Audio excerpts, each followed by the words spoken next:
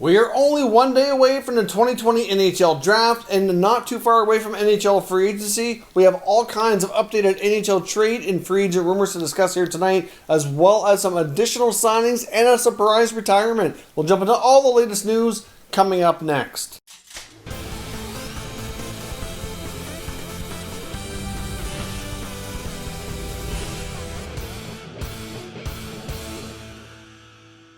So welcome back to another video here at Top Shelf Hockey. Now we have a lot to cover today, so we're going to jump right in here. First up, we have a surprise news here from the Flyers organization that defenseman Matt Niskanen has announced his retirement. He's 33 years old, still had another year left on his contract at over $5 million, so he obviously forfeits that money. The cap hit comes off of the Flyers' books, and his career is essentially all but done. So essentially, we did get word through his agent that the complications and everything going on with COVID-19 and the pandemic certainly did play a large part in his decision to retire. I'm not sure if there was any other things really involved here, but I can't help but wonder if we could see anybody else follow suit. I mean, obviously, these players knew what it was like to go through the NHL bubbles. They've dealt with this on a first-hand basis and a variety, personal and professionally here now. So without there really being any clear indication on how long we're dealing with these pandemics situations, I can't help but wonder if other players might follow suit or not. But Niskanen had a pretty solid career, just shy of 1,000 games.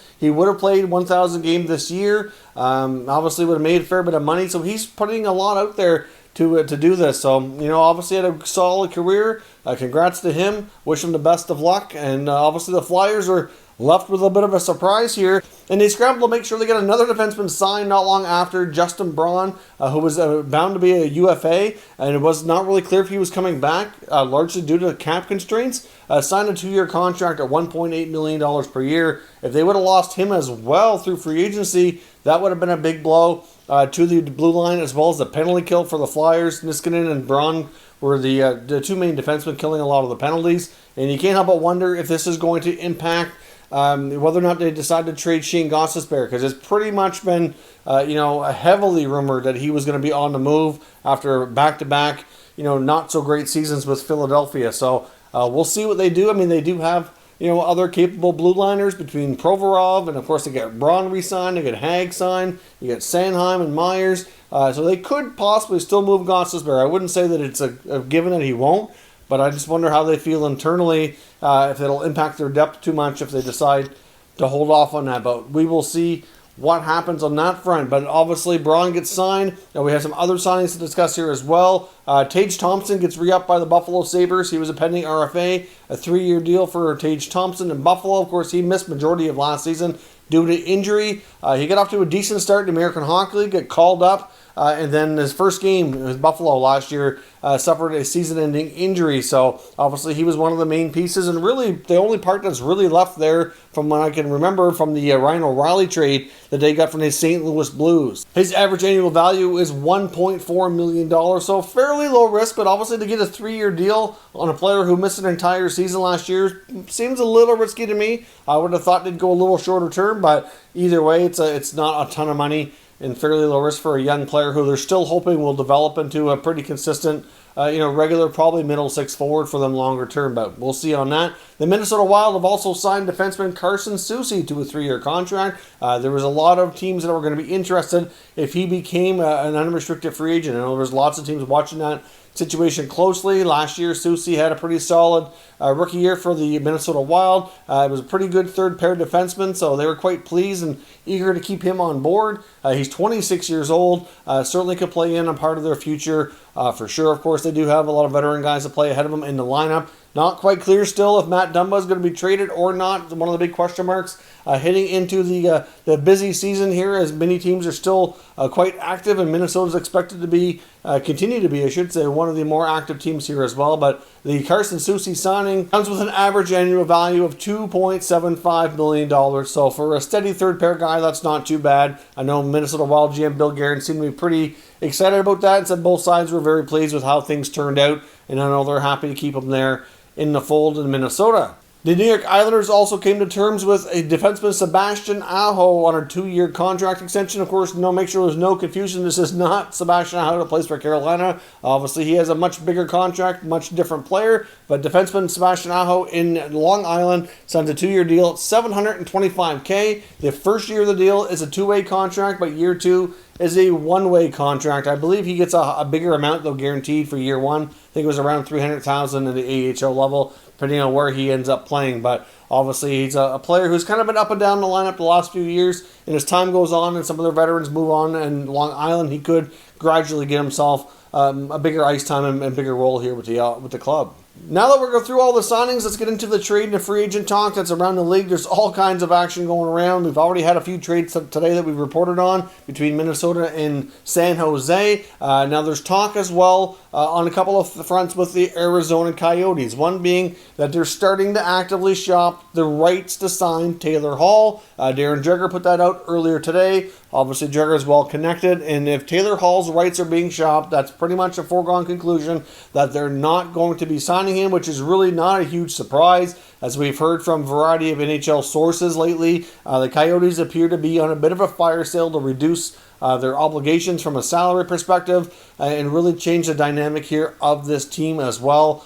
So Taylor Hall's rights are being shopped. There's lots of teams that are apparently interested, but at this point, given the fact that they can talk to him in free agency, I would not expect the price tag to be very high. I'm thinking probably anywhere from a 3rd to 4th, maybe 5th round pick, something to that effect, for a team to get exclusive rights for a short window before free agency opens. And you know what? Taylor Hall might not even really want to do that, because many believe that he would be heading to free agency anyways. Likely kind of hold a similar type of scenario that we saw John Tavares do, where he set up meetings with a variety of teams, went through potential contract offers, talking about the fit with the club, how things are worked, the systems, the coaching staff, how just the whole everything that comes with it, and kind of decide where his future is going to take him. So I guess we'll see what happens, but Taylor Hall's rights could very well be traded here ahead of free agency. And another player who we didn't expect to be on the move with Arizona, but could be, is center iceman Nick Schmaltz. Now apparently the Buffalo Sabres have had a lot of interest and have had some discussions with the Coyotes on acquiring his services, according to Buffalo beat writers here. So obviously the Sabres, as we know, are not overly deep at the center position, but are starting to get better. Of course, they have Jack Eichel, one of the top centers in the league. They acquired Eric Stahl from Minnesota to be that number 2 guy, and now they're looking at maybe Schmaltz as well. Of course, they have Dylan Cousins, who very well could be a center iceman at the NHL level, but might turn out to be a winger. We're not quite clear on that as of yet. They have Casey Mittelstadt, who's struggled to develop into that role as well. Now, Schmaltz would come with a long-term contract and a much more financial commitment. He still has 6 years left at $5.8 million per season, so that would be a big, hefty obligation off the books of the Coyotes, which they seem to be fond of right now. They're shedding salary like crazy, and at the same time, the Sabres have lots of flexibility right now because they have a lot of unsigned players, so they could certainly let UFAs or RFAs walk if they can find what they feel to be a better solution to put on their roster. So we'll see if talks develop there any further, but Schmaltz certainly a player that caught the eye of the Sabres that they're certainly interested in acquiring.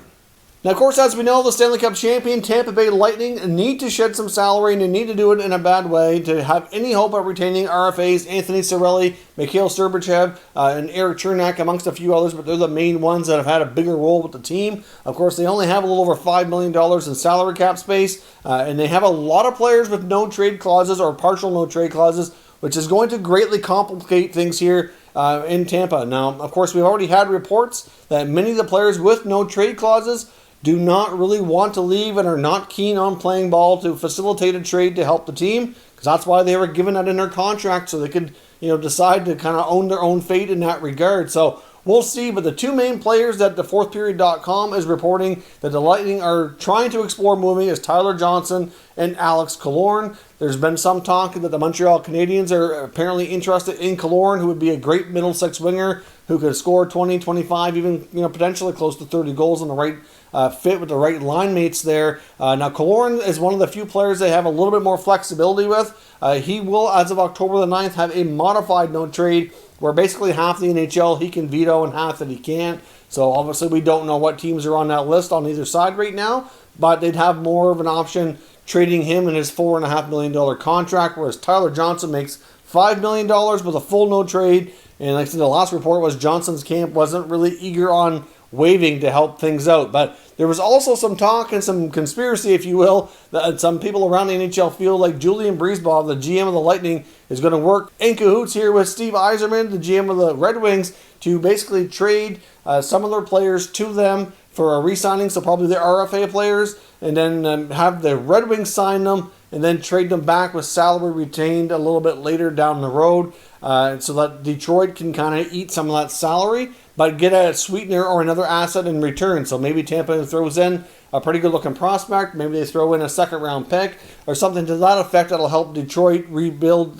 continue on, and get an asset in for taking on that money. So we'll see. I mean, it would have to be a short-term deal. It wouldn't make sense for the Red Wings to sign a player like a Cirelli or a Sergachev to like a 5, 6, 7 year contract and then turn around and retain salary for that entire time. Because obviously at some point they're going to need more flexibility here in the not too distant future. But if it's a short-term 1 or 2 year deal, that could work. But I think that would probably rile up a lot of anger around the NHL if indeed that did happen. And of course we don't know that it will, but there's some talk that some people think they're going to work together to do that. But either way, Johnson and Killorn are the main players that they're looking to move to free up the money to do some moves here. And Killorn was linked to Montreal. Johnson, I think, seemed to have a variety of interests, but I don't really have indication on what teams might be showing interest. All we know is he's not really keen on leaving. Now, when it comes to Matt Murray, the Pittsburgh Penguins, there's a reason to believe here that the Chicago Blackhawks are pretty hot to get him in their system here. They've had some extensive trade talks with the Pittsburgh Penguins, and apparently went as far as Pittsburgh allowing the Blackhawks to talk to Murray's representation on a contract extension. So the fact that things went that far shows how serious the Blackhawks are, but apparently they didn't get too far when they reached those stages of the talk. So clearly, Chicago might be feeling that perhaps that Murray wanted too much money. I'm not really sure.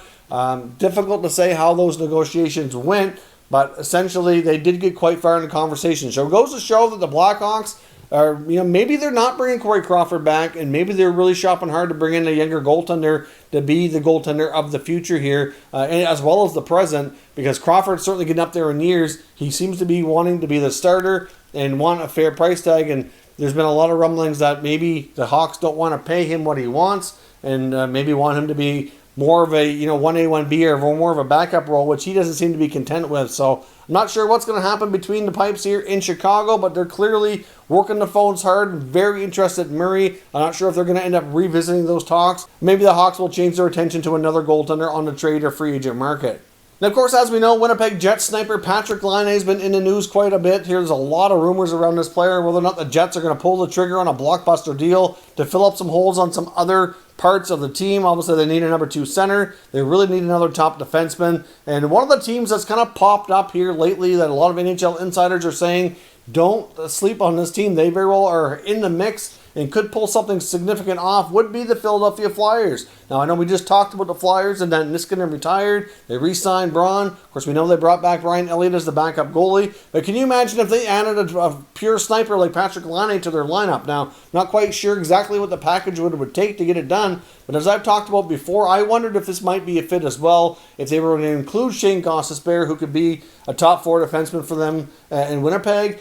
Maybe they include Nolan Patrick, who could easily be that number 2 center. And maybe they throw in maybe another prospect, maybe like a Morgan Frost or a Joel Farabee. I'm not sure exactly what it's going to take, but they want a young player in there for sure on top of that. So we're probably looking at a good 3 pieces and maybe even a pick as well. Like Laine is a young, up-and-coming, 35-40 consistent goal scorer. I think they're not going to let him go without getting a significant haul. And like I said, the Flyers appear to be in the mix in that regard. They would have the assets that the Jets would be looking for in a trade as well. As we know, sometimes with these significant deals, they prefer to send a player to the other conference, and that would accomplish that as well, so that Laine would be in the East instead of the West, and they wouldn't be seeing him quite so often. So we'll see what happens. By no means is it a guarantee that Laine gets moved, but I do think both sides are kind of exploring that. I think Laine's given some thought on his future and what the next contract's going to look like. Does he want to be in Winnipeg? And the Jets are really considering seeing if they can make their overall team better by moving him to get the haul they need to kind of fill some gaps. But it's risky. I would be very careful if I'm Winnipeg. A player like Patrik Laine, who can score you 35 to 40 goals consistently, does not come along every day. And if they trade that away, they may end up regretting it longer term. So let me know your thoughts and all the latest rumblings down in the comments, and we'll discuss further. Should be an extremely busy day as we head into tomorrow, the 2020 NHL Draft. I would not be surprised if we get some trades. It'll be lots of fun seeing who gets picked for what teams and all that. It's going to be a very busy next few days, so stay tuned. I'll keep you all up to date with all the latest news, and we'll have lots to talk about here on the channel. So there'll be plenty of videos coming at you. Thank you very much for watching, and I'll catch you next time.